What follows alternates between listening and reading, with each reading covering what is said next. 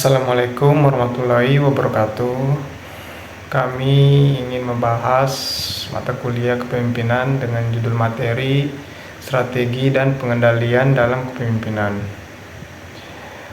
Sebelum membahas lebih lanjut, izinkan saya memperkenalkan nama-nama dalam kelompok kami.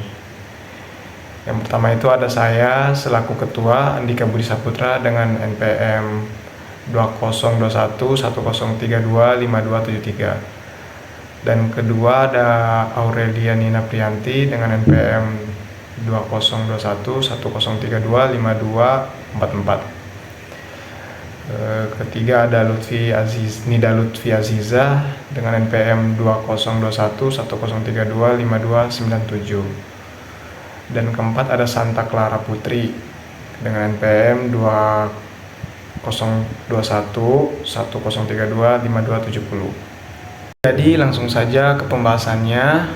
Yang pertama itu ada strategi kepemimpinan. Strategi kepemimpinannya itu seseorang dalam kedudukan sebagai pemimpin yang efektif, pengaruh keadaan sekitar tetapi tidak dapat dilepaskan sama sekali, baik pengaruh dari dalam maupun pengaruh dari luar kelompok atau organisasinya.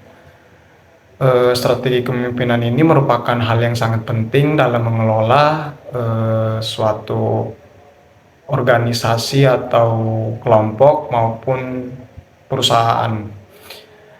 Dikarenakan dalam hal ini strategi kepemimpinan itu menyangkut keberhasilan atau berkembang tidaknya suatu kelompok perusahaan atau organisasi itu sendiri.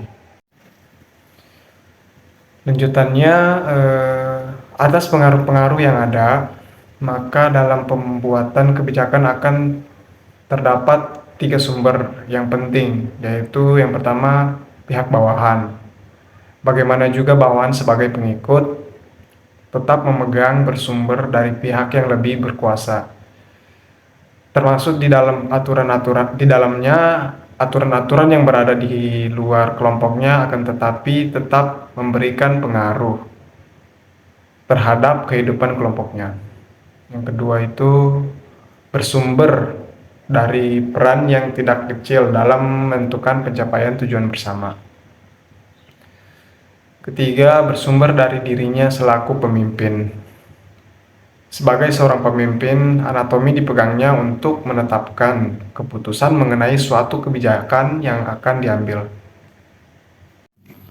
Selanjutnya ada di sini seorang pemimpin harus mempunyai strategi dalam mencapai tujuan selama masa kepemimpinannya. Adapun strategi pemimpin yang efektif yaitu pertama ada memiliki visi yang jelas. Visi merupakan bagian penting dari seorang pemimpin strategis. Visi akan mempengaruhi seluruh rencana perusahaan, baik jangka panjang maupun jangka pendek. Selain itu, visi juga akan menjadi bagian penting saat akan menyusun strategi perusahaan. Pemimpin yang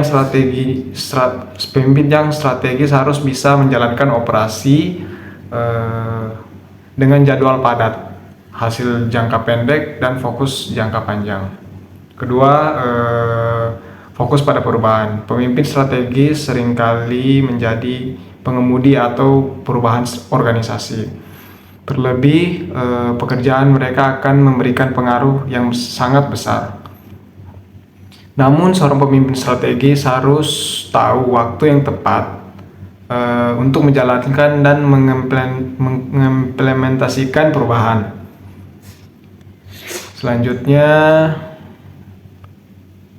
bisa mengantisipasi. Banyak organisasi dan pemimpin yang payah dalam mendeteksi ancaman dan peluang yang berada di lingkup bisnis mereka. Namun pemimpin strategis harus terus waspada dan mengasah kemampuan mereka dalam mengantisipasi dengan memperhatikan sinyal perubahan yang ada dalam lingkungan sekitar. Berikut cara meningkatkan kemampuan ini. Jadi yang pertama melakukan riset pasar dan bisnis untuk memahami perspektif kompetitor, mengukur kecenderungan reaksi mereka terhadap produk atau instansi baru, dan memprediksi potensi penawaran yang merugikan. Kedua, berbicara dengan pelanggan, pemasok, dan mitra untuk mengetahui tantangan mereka. Ketiga, mencatat pelanggan yang baru-baru atau mencari tahu alasannya. Yang keempat, menengok rival yang dengan pertumbuhan pesat dan memiliki tindakan mereka yang membuat bisnis perusahaan terganggu. Selanjutnya, datang ke konferensi dan acara di sektor industri lain. Selanjutnya, menggunakan skenario untuk memprediksi berbagai kemungkinan masa depan dan menyiapkan perusahaan-perusahaan dalam menghadapi kejadian yang tak terduga. Selanjutnya di sini yang keempat, siap menghadapi tantangan. Pemikir strategis tidak bersantai-santai saat kondisi status quo. Mereka menantang asumsi diri sendiri maupun orang lain serta mendorong sudut pandang yang berbeda. Pemimpin strategis harus bertindak tegas ketika telah merenungkan dan meneliti problem dari kacamata yang beragam. Kalian ini membutuhkan kesabaran, pemikiran terbuka, dan keberanian. Untuk membangun kesiapan dalam menghadapi tantangan, kamu perlu menerapkan hal-hal berikut. Pertama, mencatat konsumsi di masa lalu dan menanyakan beragam kelompok apabila dugaan tersebut benar. Dan kedua, mendorong debat dengan mengadakan pertemuan zona aman yang mempersilahkan dan mengharapkan konflik sehat dan dialog terbuka. Ketiga, fokus pada akar permasalahan ketimbang gejalanya. Keempat, membuat perubahan posisi demi menunjukkan tujuan untuk tidak bersantai selama status quo. Kelima, melibatkan penentang dalam proses pembuatan keputusan untuk mengetes tantangan lebih awal. Keenam, ambil masukan dari orang-orang yang tidak terpengaruh sebuah keputusan secara langsung. Bisa jadi mereka punya pandangan yang bagus. Baik, selanjutnya strategi kepemimpinan yang efektif itu harus memiliki beberapa keterampilan untuk yang pertama, mengevaluasi implementasi strategi dan hasil secara sistematis serta membuat penyesuaian yang strategis. Kedua, membangun tim karyawan yang sangat efektif, efisien, dan termotivasi. Dan yang ketiga, menentukan prioritas dan tujuan yang tepat untuk mencapainya, dan yang keempat, menjadi komunikator yang efektif. Kemudian, pengendalian kepemimpinan. Di dalam pengendalian kepemimpinan memiliki peran penting dalam merumuskan visi, misi, bisnis, dan perusahaan. Tugas seorang pemimpin yaitu merumuskan visi, misi, strategis, dan nilai bisnis. Oleh karena itu, seorang wirausaha harus memiliki jiwa kepemimpinan untuk mengambil keputusan dalam mengelola resiko, memutuskan untuk menjadi wirausahawan yang mandiri, dan yang terakhir, menumbuhkan sifat pantang menyerah. Selanjutnya, fungsi-fungsi dalam strategi kepemimpinan. Di dalam strategi kepemimpinan, terdapat 5 fungsi, diantaranya fungsi pengambilan keputusan, fungsi instruktif, fungsi konsultatif, fungsi partisipatif, dan fungsi delegasi. Berikut uraiannya. 1. Fungsi pengambilan keputusan adalah di mana fungsi strategi kepemimpinan yang sangat penting peranannya, karena tanpa kemampuan atau keberanian mengambil keputusan, pemimpin tidak dapat menggerakkan anggota organisasinya, sehingga pemimpin harus mampu mengkomunikasikan keputusan yang telah ditetapkan kepada anggota organisasinya untuk dilaksanakan. 2. Fungsi instruktif, di mana para pemimpin memiliki kekuasaan atau wewenang dalam memerintahkan anggota organisasinya untuk melakukan atau tidak melakukan tugas sebagai anggota organisasinya. Namun, perintah dari seorang pemimpin untuk mewujudkan organisasi yang efektif harus disampaikan dengan jelas, baik mengenai isinya atau bahasanya, dan harus disesuaikan dengan tingkat kemampuan, pendidikan, kematangan yang diterima oleh si anggota organisasinya. Nah, kemudian pemberian pemerintah dalam kepemimpinan untuk mengefektifkan organisasi perlu juga dipertimbangkan dengan mempergunakan tata krama karena prosesnya berlangsung dalam interaksi antar manusia atau individu. 3. Fungsi konsultatif. Dalam mengefektifkan organisasinya, semua pemimpin harus siap dan bersedia memberi kesempatan kepada anggota organisasinya untuk berkonsultasi dalam mengatasi dan menyelesaikan masalah. 4. Fungsi partisipasi adalah fungsi seorang pemimpin di mana berusaha mengaktifkan orang-orang yang dipimpinnya baik dalam keikutsertaan mengambil keputusan maupun dalam pelaksanaannya. Lalu yang terakhir, 5. Fungsi delegasi adalah fungsi yang dilaksanakan dengan memberikan pelimpahan wewenang dengan tujuan membuat atau menetapkan keputusan, baik melalui persetujuan maupun tanpa persetujuan dari pimpinan. Selanjutnya di sini saya akan membaca tujuan pengendalian dalam kepemimpinan. 1. Untuk menjaring informasi, pemikiran dalam bentuk inisiatif, gagasan atau ide, saran, pendapat, kritik, deal. 2. Untuk mengevaluasi keberhasilan dan kegagalan pelaksanaan keputusan. Setiap kegagalan perlu dianalisis bersama untuk mengetahui penyebabnya. 3. Saling bertukar pengalaman, saling membantu dan saling isi-mengisi dalam mengatasi kelemahan masing-masing, dalam rangka meningkatkan kemampuan dalam melaksanakan tugas masing-masing. 4. Untuk meningkatkan komunikasi dan membina kebersamaan yang berguna dalam menciptakan dan mengembangkan kekompakan sebagai anggota organisasi yang sama. Selanjutnya, manfaat perwujudan yang efektif. 1. Keputusan-keputusan dapat ditetapkan secara tepat, tanpa kekhawatiran terjadi penyalahgunaan wewenang. Karena setiap pemimpin berkewajiban menyampaikan pertanggung atau jawabannya. Yang kedua, pemimpin memperoleh kesempatan yang cukup luas untuk memikirkan keputusan dan melaksanakan tugas-tugas yang penting saja. Yang ketiga, setiap keputusan dan perintah melaksanakannya sebagai tugas dapat ditetapkan dan dilakukan pada jenjang kepemimpinan yang tepat. Keempat, mendorong dan mengembangkan motivasi untuk kreatif, berinisiatif, dan berprestasi di bidang masing-masing.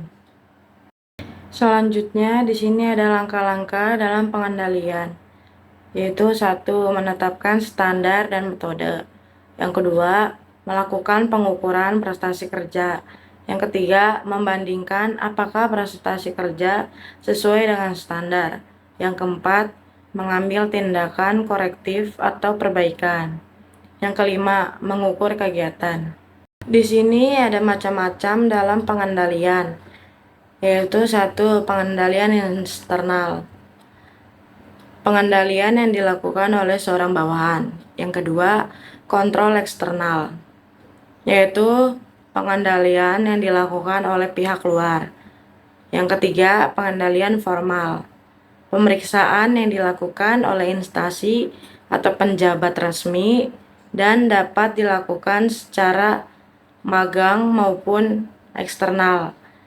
Yang keempat, ada pengendalian informal, yaitu penilaian yang dilakukan oleh masyarakat atau konsumen, baik langsung maupun tidak langsung.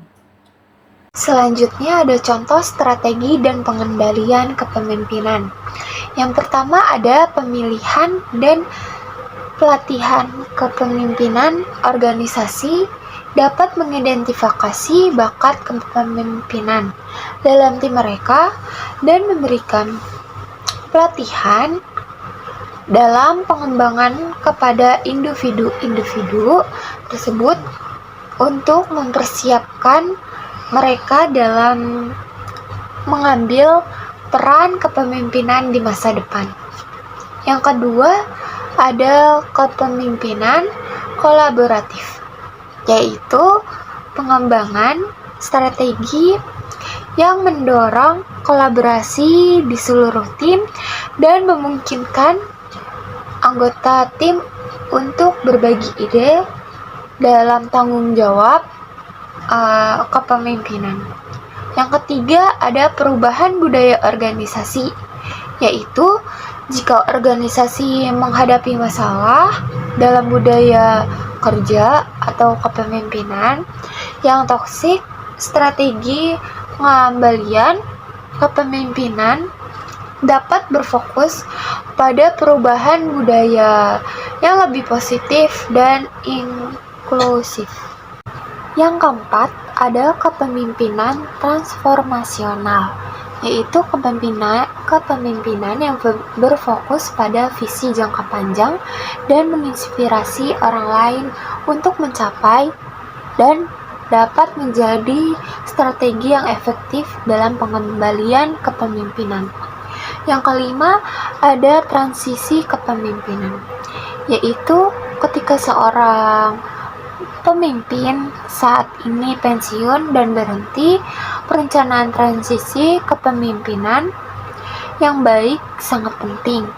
Ini mungkin termaksud pelatihan bagi pengganti baru dan pemindahan tugas secara bertahap. Selanjutnya ada opini, strategi, dan pengendalian kepemimpinan. Kami setuju jika pemimpin harus memiliki strategi kepemimpinan dalam melakukan usaha, karena inilah yang membedakan pemimpin tersebut dengan pemimpin lainnya dalam menjalankan usaha dan mewujudkan tujuan serta mencapai keberhasilan. Contohnya seperti strategi dalam usaha pemasaran produk yang berbeda daripada yang lain. Tentu dapat menarik peminat serta rasa penasaran pembeli. Pemimpin adalah pandangan-pandangan atau keyakinan-keyakinan masyarakat yang dilekatkan kepada gambaran seorang pemimpin. Pemimpin harus bersikap tegas dan galak karena pekerja itu pada dasarnya baru, dan pekerja jika didorong dengan cara yang keras, pada kenyataannya kekerasan mempengaruhi peningkatan produktivitas kerja hanya pada awal-awalannya saja atau produktif seterusnya tidak bisa dijamin. Kekerasan pada kenyataannya justru dapat menumbuhkan keterpaksaan yang dapat menurunkan produktivitas kerja. Selanjutnya, kepemimpinan dalam suatu organisasi memiliki pengaruh yang kuat terhadap sikap anggota organisasinya atau terhadap pekerjaan yang dilakukan. Teori atribusi menjelaskan bahwa terhadap faktor internal dan eksternal yang dapat mempengaruhi seseorang termotivasi untuk memahami lingkungannya dan berbagai sebab akibat kejadian tersebut.